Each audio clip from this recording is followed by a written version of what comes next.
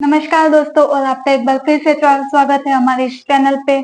और आज हम इंडिया के एक फेमस एड्यूटेक कंपनी की बात करेंगे, बायजूस की, जिनके प्रोडक्ट एक टाइम पे शाहरुख खान एंडोर्स किया करते थे और एक टाइम पे जिनका वैल्यूएशन 30,000 करोड़ से भी ऊपर था। आज वो कैसे मुश्किल समय से गुजर रही है, तो ऐसा क्या हुआ था?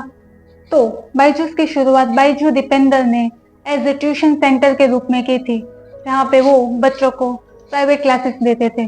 और ट्यूशन देते देते इन्होंने नोटिस किया कि इंडिया में क्वालिटी एजुकेशन की पहुंच बहुत कम है, और इसी को ध्यान में रख के 2015 में इन्होंने अपना खुद का ऑनलाइन लर्निंग प्लेटफॉर्म निकाला बायजूस के नाम से, और जिससे ये ज्यादा से ज्यादा बच्चों तक क्वालिटी एजुकेशन पहुंचा सके।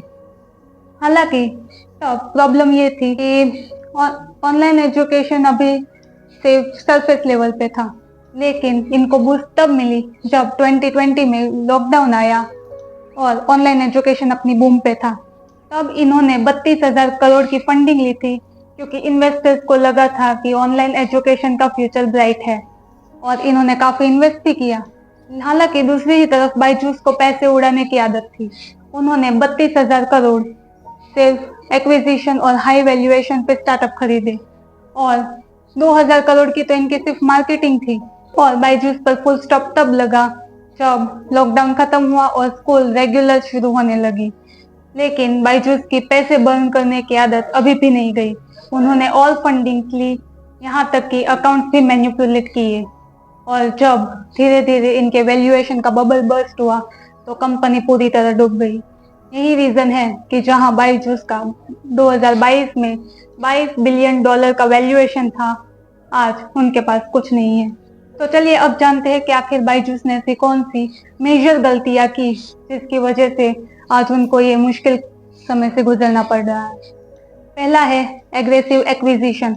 बायजूस ने कंपनीज जैसे कि आकाश और व्हाइट हेल्थ जूनियर को खरीद लिया, जिससे कि मल्टीपल बिजनेस मैनेज करने में इनको दिक्कतें आने लगी और फंडिंग्स और मुश्किलें और भी बढ़ गई। दूसरा है focus on sales and marketing. तो बायजूस ने सेल्स पे ज्यादा एग्रेसिव टैक्टिक्स अपनाई, यहाँ तक कि मिस सेलिंग टैक्टिक्स के भी इन पे आरोप लगे, जिससे कंपनी की ब्रांड इमेज खराब होने लगी। और तीसरा है डिपेंडेंसी ऑन फंडिंग। बायजूस ने अपने प्रॉफिट पे नहीं बल्कि फंडिंग्स पे ज्यादा फोकस किया, जिससे कि इनका कर्ज और बढ़ा और कंपनी के पास कैश की कमी होने लगी। और चौथा है टाइम पे ऑडिट की कमी। कंपनी ने अपने फाइनेंशियल रिजल्ट को टाइम पे एनालाइज नहीं किया, जिससे उनकी मनी प्रॉब्लम्स और बढ़ी और इन्वेस्टर का भरोसा इन पर से हमेशा के लिए उठ गया। और इसी गलतियों के चक्कर में आज बायजूस बैंक्रप्सी के कगार पे लीगल केसेस में फंसा हुआ है। तो चलिए जानते हैं आप इनमें से क्या सीख सकते हैं, जिससे कि आप ये मिस्टेक्स रिपीट ना करें। तो पहला है cash flow is the king. दोस्तों, अपने कोर बिजनेस पर फोकस रखें और अपना कैश फ्लो हमेशा स्ट्रॉन्ग रखें। दूसरा है सेल्स एंड एथिक्स। दोस्तों, गलत तरीके से की गई सेल्स या कस्टमर्स को गलत जानकारी दे गया किया गया बिजनेस लॉन्ग टर्म में आपके प्रॉफिट को खा जाता है। और तीसरा है पैसों का सही इस्तेमाल।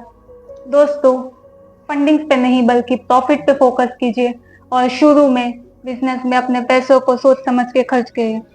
और आखिर में बायजूस की ये स्टोरी हमें सिखाती है कि गलत तरीके से किया गया बिजनेस जितनी जल्दी आपको ऊपर ले जाएगा, उतनी ही जल्दी नीचे भी ला देगा।